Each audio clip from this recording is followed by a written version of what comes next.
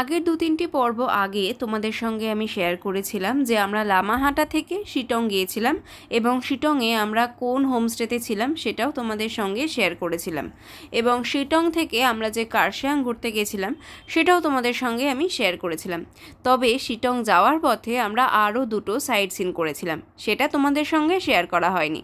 আজকের পর্বে তোমাদের সঙ্গে সেটাই শেয়ার করতে চলেছি।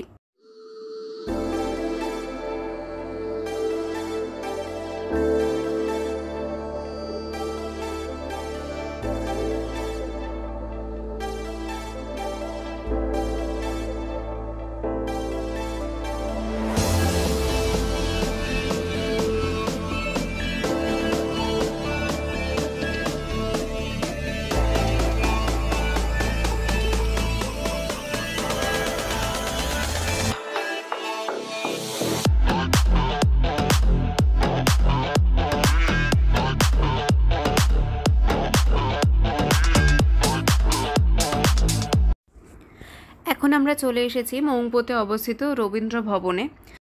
এখানে ঢুকতেই চোখে পড়লো এই ট্রি হাউসটা, এবং সামনেই চোখে পড়বে একটা সুন্দর পার্কিং এরিয়া। এই পার্কিং এরিয়ার পাশ থেকে সোজা ঢুকে যেতে হবে এবং রবীন্দ্র ভবনে যাওয়ার উদ্দেশ্যে। তবে যাওয়ার পথে পড়বে প্রথমেই শ্রমিক কল্যাণ কেন্দ্র, এবং এখানে আরও বেশ কিছু বসার জায়গাও রয়েছে। নিচে একটা ছোট্ট মতো পার্কও রয়েছে বাচ্চাদের খেলার জন্য। এই রবীন্দ্র ভবনে প্রবেশ করতে হলে কিন্তু একটা মূল্য দিতে হয়। আমরা সবাই তখনও এখানে এসে পৌঁছায়নি, যতজন পৌঁছেছিলাম ততজন একটু অপেক্ষা করছিলাম পরের গাড়িটা আসার উদ্দেশ্যে একসঙ্গে ঢুকবো বলে। আর এই অপেক্ষা করতে করতেই চোখে পড়লো এখানে মাশরুম হয়েছে, তাই মাশরুমেরও একটা ছোট্ট ক্লিপ আমি তুলে নিলাম তোমাদের জন্য।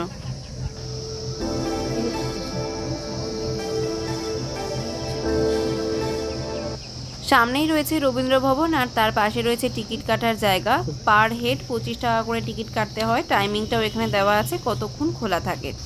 এবার আমরা ধীর পায়ে এগিয়ে চললাম বাড়িটার উদ্দেশ্যে, এবং দেখতে পেলাম জায়গাটাকে বেশ সুন্দর করে নানা রকমের ফুলের গাছ দিয়ে কিন্তু সাজিয়ে রেখেছে। শুধু ফুলের গাছ নয়, এখানে নানা রকম পাতাবাহারের গাছও ছিল। আমরা আস্তে আস্তে ঢুকে গেলাম ভেতরে। এখানে কিন্তু জুতো খুলে তবে প্রবেশ করতে হয়। মংপুর রবীন্দ্র ভবনকে রবীন্দ্র জাদুঘরও বলা হয়। এটা পশ্চিমবঙ্গ রাজ্যের কালিম্পং ডিস্ট্রিক্টে অবস্থিত। কবি ও ঔপন্যাসিক মৈত্রেয়ী দেবীর আমন্ত্রণে কবি রবীন্দ্রনাথ ঠাকুর 1938 থেকে 1939 সালে এই বাড়িতেই অবস্থান করেছিলেন, যিনি ছিলেন কুইনোলজিস্ট ডক্টর M.M. সেনের পত্নী। বাড়িটার চারপাশ দিয়ে কিন্তু বেশ আরও কয়েকটি বসার জায়গা রয়েছে, আর তার সাথে কিছু চেয়ারও পাতা আছে, যদি চাইলে ওখানে কেউ বসতে পারে। আগেই বললাম এখানে জুতো খুলে প্রবেশ করতে হয়। এই যে পুরো বাড়িটার সামনে দিয়ে খুব সুন্দর লাগে দেখতে, তবে ভেতরে ছবি তোলার পারমিশন নেই। ভেতরে রবীন্দ্রনাথ ঠাকুরের ব্যবহার করা বেশ কিছু জিনিস এবং সেই সময় তিনি যে লেখাগুলি লিখেছিলেন সেগুলো সবই এখানে রয়েছে। মংপো থেকে শিটং যাওয়ার পথে পরে হলো যোগীঘাট। এখানে নদীর ওপরে রয়েছে সুন্দর একটা ব্রিজ, আর সেখান থেকেই চারিদিকে পাহাড় সমেত পাহাড়ি চূড়ার এক দারুণ ভিউ পাওয়া যায়। আর সেই সৌন্দর্য উপভোগ করতেই আমরা চলে এলাম যোগীঘাটে। প্রায় সকল ট্যুরিস্টই এই যোগীঘাটে দাঁড়ায় এবং ব্রিজ থেকে চারিদিকের পাহাড় সমেত পাহাড়ি নদীর সৌন্দর্য উপভোগ করে।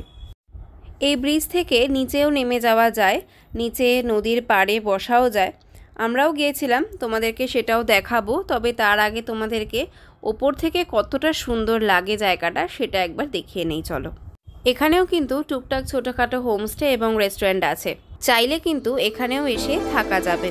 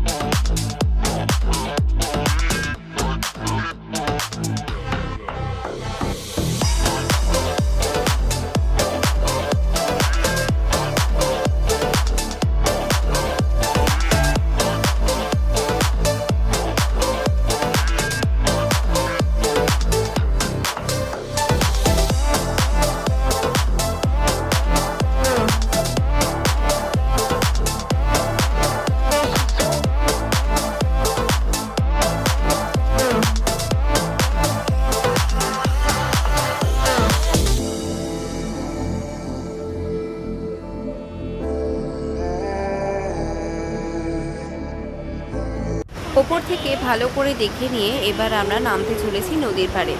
এখানে কিন্তু বেশ সুন্দর ফুলের গাছ রয়েছে, আর তার সাথে ছোট্ট একটা ঠাকুরের থানও রয়েছে দেখলাম। রাস্তাটা একটু এবড়ো খেবড়ো হলেও আস্তে আস্তে এখানে কিন্তু চলে আসাই যায়। আমরাও ধীর পায়ে আস্তে আস্তে হেঁটে চলে এলাম নদীর অনেকটাই কাছে। এখান থেকেও কিন্তু নদীটাকে বেশ সুন্দর দেখতে পাওয়া যাচ্ছে।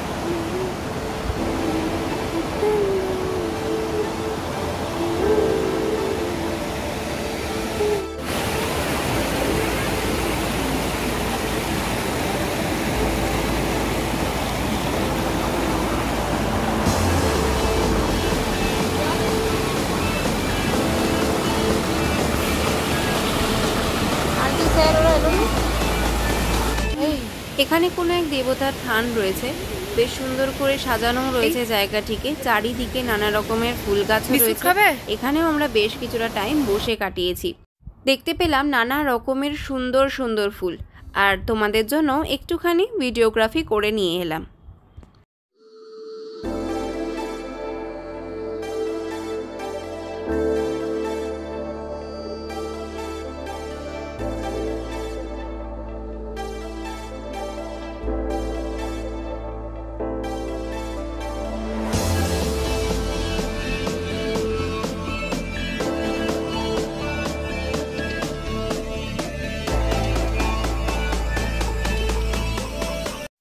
এবার এখান থেকে সোজা চলে গিয়েছিলাম শিটংয়ের উদ্দেশ্যে।